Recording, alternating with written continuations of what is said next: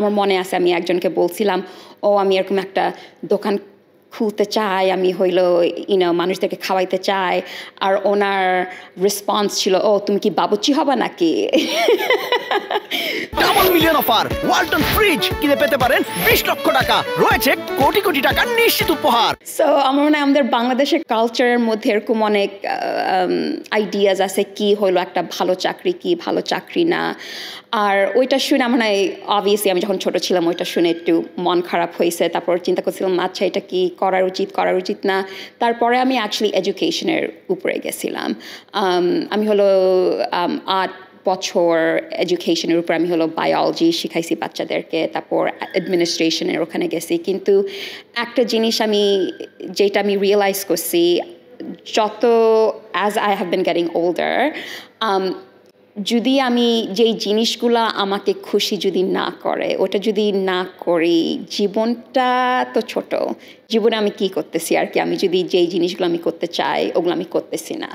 আর মানুষের চিন্তায় যদি জীবনটা আমি ওভাবে কাটাই, আমার মনে হয় শেষ দিকে যখন যাব ওই মানুষগুলো তো আমার সাথে থাকবে না।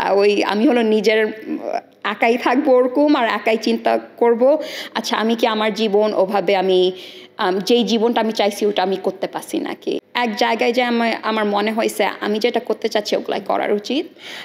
I shouldn't worry about what other people are thinking. I know it's hard in Bangladeshi culture. আমাদের Bangladeshi culture, in one way I think it's important to respect family members. ওরা যেটা চায় ওটা করার উচিত, but I think there's a balance, right? So of course we should respect our family and respect our family members, but if that respect endangers our happiness, I don't think it's worth it. So what is that balance that we have to strike? Yeah, and it আমাকে অনেক খুশি করে আমি যখন চায়ের দোকানটা খুলি, মানুষ এসে মানুষদেরকে খাওয়াইতে পারি, ওরা এনজয় করে, it brings me a lot of joy. একজন মেয়ে ইন্ডিপেন্ডেন্ট হতে হলে বা মনের শান্তির জন্য যে একটা চাকরি করতে পারে, একটা কাজ করতে পারে, সেইটা আসলে এখনো আমাদের অনেক বেশি ঘাটতি আছে সামিয়া। তো আপনি আমাদের জন্য অনেক বেশি অনুপ্রেরণার বাঙালি মেয়েদের জন্য, এবং এই সময় আসলে মেয়েদের জন্য কতটা বেশি কর্মমুখী হওয়া দরকার বলে আপনি মনে করেন বিশ্বায়নের এই সময়? I think it's really important মেয়েরা যে কাজ করে আর কাজে ঢুকে, তার কারণ অনেক জায়গায় আমরা দেখতে পাচ্ছি যে যারা হইলো ইন্ডাস্ট্রির মধ্যে যেই রুলসগুলো বানাচ্ছে, ইন্ডাস্ট্রি যাদেরকে এফেক্ট করতেছে, ওখানে যদি একটা ডাইভার্স ওয়ার্কফোর্স না থাকে, ওখানে যদি মেয়েদের ভয়েসেস যদি মানুষ শুনতেছে না, আমাদের বাংলাদেশে তো অনেক মেয়েরা আছে, সো একটা রুমে যদি খালি পুরুষরা থাকে, ওই পুরুষরাই হইলো জিনিস ডিসাইড করতেছে কি মেয়েরা কি চায়, মেয়েদের কি দরকার, এটা পুরুষ কীভাবে ডিসাইড করতে পারবে? এটা তো মেয়েদের ব্যাপার, right? So I think in that case like মেয়েরা যদি চাকরিতে ঢুকতে পারে, মেয়েদের পার্সপেক্টিভ যদি আনতে পারে, এইটা as a whole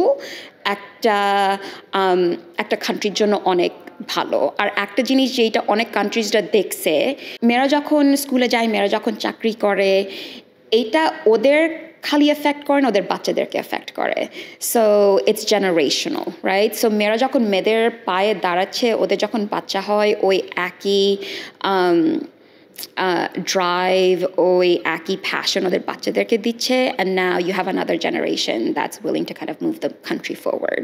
So in that case, আমার মনে হয় মেয়েদের যখন মেয়েরা যখন স্কুলে যায়, মেয়েরা যখন চাকরিতে ঢুকে, it moves the industry and the country forward much more.